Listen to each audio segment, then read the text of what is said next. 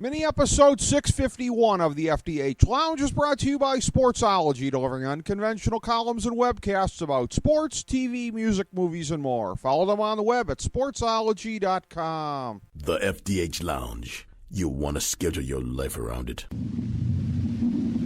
A long time ago, on a gloomy, wet Cleveland spring night, two men stand alone amidst the late-night drizzle.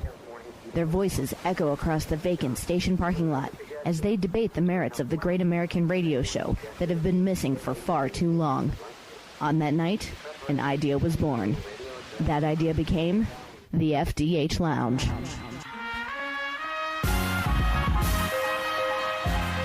Welcome to the FDH Lounge. Welcome to mini episode 651 of the FDH Lounge. This is FDH managing partner Rick Morris, here to introduce our compilation of our finest guest moments from mini episodes 550 to 650. We've been privileged to have some outstanding people on the program throughout our history, which totals 9 years in just over a month, and this stretch of programming was stellar indeed, with the likes of Bob Barker, John Basedow, Chip Caray, Ernie Johnson, Robert Flores, Nikita, Koloff, and Lex Luger representing. Sit back and enjoy hearing this diverse group talking about anything and everything on the show where nothing is off topic. I'm struck by what you said about Gorgeous George coming through Springfield. So in other words, you got to see a lot of the greats coming through Springfield before they were anybody. Gorgeous George, Stan Musial. Was there anybody else that came through there before they were famous? Well, do you remember Frank Sinatra? Yes. I saw Frank Sinatra at the Shrine Mosque there in Springfield, Missouri, when he was singing with the Tommy Dorsey Orchestra. And Tommy Dorsey introduced him as a young man who had just joined the band, and this is the first time that he had ever sung with a band, and he sang Indian Summer. And I was there with my young lady friend who became my wife, Dorothy Jo, and I'm tone deaf, but we listened to Sinatra, and I said, honey, how is he? I said, is he pretty good? And she said, yeah, he is pretty good. And he was pretty good. But years later, I was narrating the Rose Parade for about 20-some years there on CBS, and he was the Grand Marshal. And I always taped an interview with the Grand Marshal before the parade that we would play while the Marshal rode by. And I was talking with Frank after we did the interview, and I said, I was in Springfield, Missouri, when you came through there with Tommy Dorsey, and I said, was that really the first time that you had ever sung with a band? He said, could have been. It could have been. And a good friend of mine from Springfield became a top disc jockey in New York. And he had Frank on his show one time, and Jim and Lowe, that was his name, Jim Lowe, and I were very good friends, and we had double dated that night.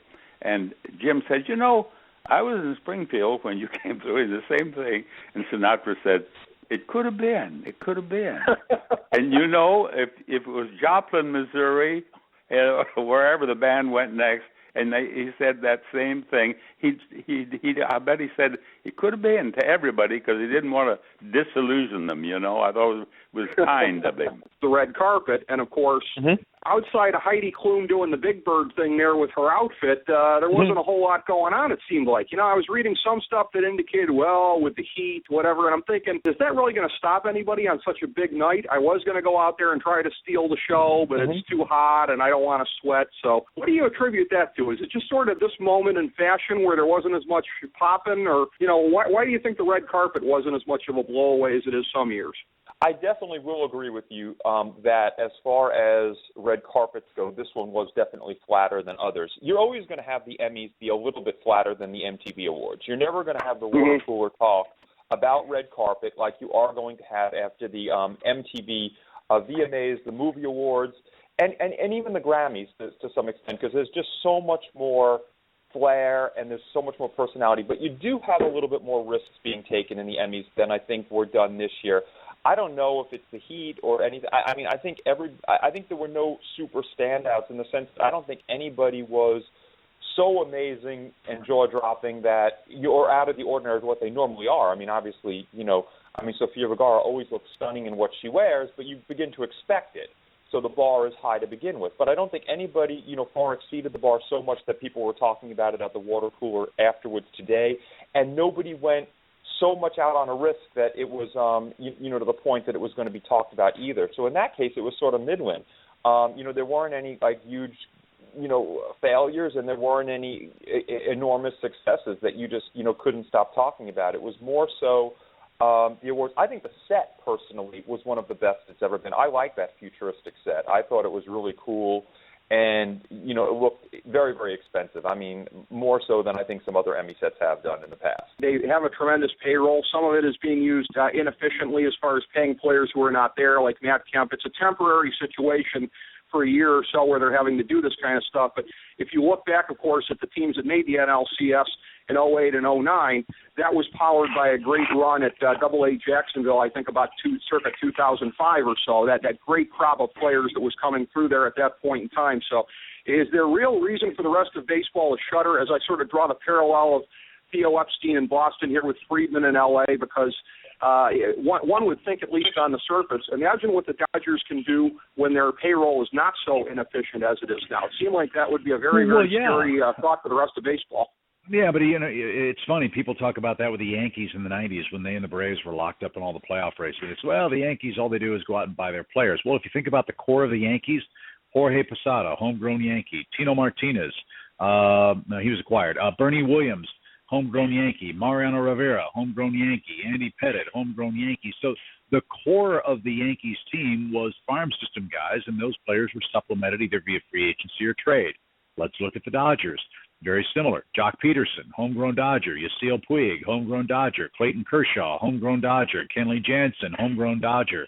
Seager, the kid in the minor leagues, the big hard-throwing pitcher that just came up and pitched for him, homegrown Dodger. So, as long as your core is your homegrown talent and picking where the Dodgers are picking every year, kind of like the Braves, is a testament to their scouting and development people, it's not easy to do that.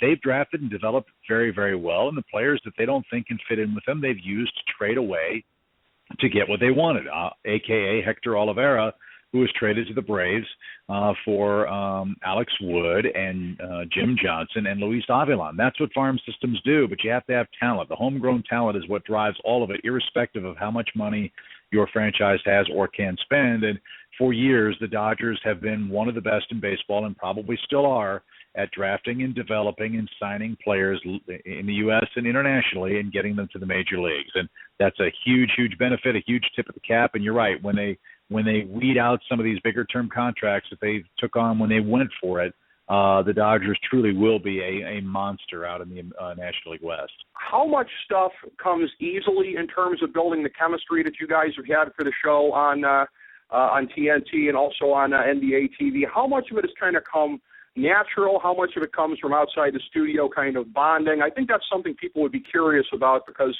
that's one of the first things that comes to everybody's mind when they're talking about that show, just how great the flow is. Well, the thing that I've always said, you can never predict chemistry. It's just impossible. And TV executives have been spending lifetimes trying to do that, trying to say, if I match up this guy with this guy and these two, will that work? And it doesn't always work. And for us, it was one of those things. The first night we were ever on the air with me, Kenny, and Charles, I remember Charles coming out, and we were ready to do a halftime, and he asked Kenny, he said, what are you going to say about that when we go there? And Kenny said, you'll find out. And that has been the way we've done the show ever since. I mean, it's always been a spontaneous, unrehearsed, nobody knows the questions going in. And that's what makes it work, because you get genuine reactions, and you get they're just your gut reactions to what's going on. And the fact that we don't sit there and rehearse a segment before we do it, so people know what's going to happen, that just adds to it. And I think that's what resonates with the people at home, is that this is just like four guys sitting around in a living room talking hoop. Nobody's asking for permission to talk. Everybody's got an opinion. Sometimes whoever speaks loudest gets heard, and that's what's made it fun for all these years. So there was no way to predict it, but just through the years as we've gone on, we have this incredible comfort level with one another. And what makes it work, too, is that nobody's begging for airtime. Nobody's begging for FaceTime. Nobody wants to make the show about them. They just want to make the show better. And that's what's been really the key to the success of the show. With your great interest in the world of pro graphs, this evolving relationship now with WWE, which I am given to understand is going to involve a lot of coverage of WrestleMania 32 next year, which should be the biggest one of them all, at least in terms of raw attendance, maybe in terms of money, etc. Again, as you look at it from this point out, it would seem like a natural for them to have you on this to a pretty good degree. Do you have a sense at this early point in time how much you might be involved with that? I have no idea. I'm usually the last person to find out. It might be public before I find out, but I do think that it's a good it's a chance for. Because both brands are well known, they have a lot of equity, and both brands they're fighting for similar audiences. WWE may skew a little younger, but when you get 93,000 people, which or 93,000 plus, which is what they're hoping to get in Arlington at WrestleMania, and look, the event is scripted and predetermined, but these guys are still athletes, and there is some storytelling involved. So I think it's a natural. I think are we going to be showing Raw and SmackDown and Impact highlights on a weekly or nightly basis? No, but whenever there's a big event and you get some crossover stars in there at the event, like WrestleMania will usually bring out, like they had Ronda Rousey last year. In Santa Clara, so I think it makes perfect sense. So hopefully that'll continue, and we'll see what happens down the road. But as of now, no chance of seeing a really sweet red arrow in the top 10 on a given night.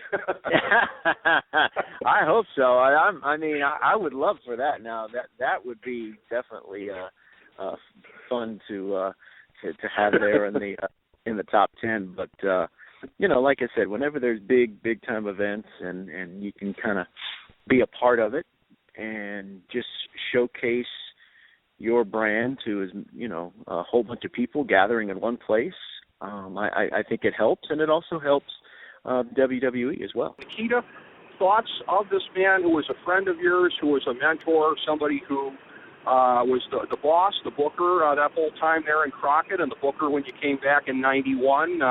What he meant to you, what he meant to the business, and anything else you want to get across. The boss, the booker, he really, for me, was more of a friend than he was a boss or a booker. I think that's why, and really I treated him as such. And what I mean by that is, I had a level of respect for him as the boss and booker, but because of our friendship, I didn't overextend that perception of a boss and booker. We became very good friends and lifelong friends, and I think because of that, I gained a lot of respect from him in return, and a lot of credit to my career. One of several who I credit to the success of the Russian Nightmare. The idea of the superpowers at the time, I didn't know. Looking back 2020, right? Vision's 2020 when you look back. I had no idea. We really had no idea. Even though him and Jim Crockett had an idea, I don't think they really knew how big that was going to get. The teaming of the Russian Nightmare and the American Dream. And so we stepped out there. We took a risk and stepped out and went for it. And of course, history speaks for itself. What happened with the formulation of the superpowers, and so very, very incredibly fond memories traveling up and down the highways. And him and I riding in that convertible red Mercedes-Benz that he would drive. That was kind of an inside joke on my part. You know, all the other guys who would drive the Booker, I made the Booker drive me and to the towns, you know. And he didn't mind. But we had that kind of mutual respect for one another, and so just really honestly, just one of the fond memories. Him and I riding to towns together, flying on planes, dreaming big dreams, and you know, I just look back from the matches, from the war games to the horsemen to just so many wonderful memories. You know, in respect to regards to you know, probably the last several months of his life. Obviously, there were some. One thing I learned about him was, you know, he was in a sense a very private person, so I can understand that he didn't divulge a lot of information in the latter days and weeks and months of his life. He was just that way, and so he, as you said, I think you said he would just ride it out. That seems to be what he did. And probably other than close family, not too many people really knew the severity of what he was suffering with. So nothing but really, for me personally, nothing but really great things to say about Dusty. Well, it's something that just seemed like insult to injury for another one of the old Crockett guys. There's somebody else that we think of in the public mind sort of the same way with Dusty as we think of you. Of course, Magnum TA. The guy who's, when you formed the Superpowers, of course, that took the place of America's team with him and Magnum back in the day. Unfortunately, he passed away on Magnum's birthday. And that I read that. I'm like, oh, God, that had to make it even worse for him in a way. That's something terrible when your birthday is marred by that, and probably always remember that. I'd like to turn to you, Lex, for your thoughts. I know that in addition to Dusty being the boss down there, the guy who was in charge during the formative part of your career, first with the Four Horsemen, and then somebody that really sort of formed the pivot point for you, it seems like. Starrcade 87, that was the beginning of you doing the big turn and becoming the big franchise babyface that everybody was waiting for. So that feud with Dusty really was sort of your coda in your first role there and getting you ready for everything that was to come. So I'd like to get your thoughts on working with Dusty, being friends with him, etc.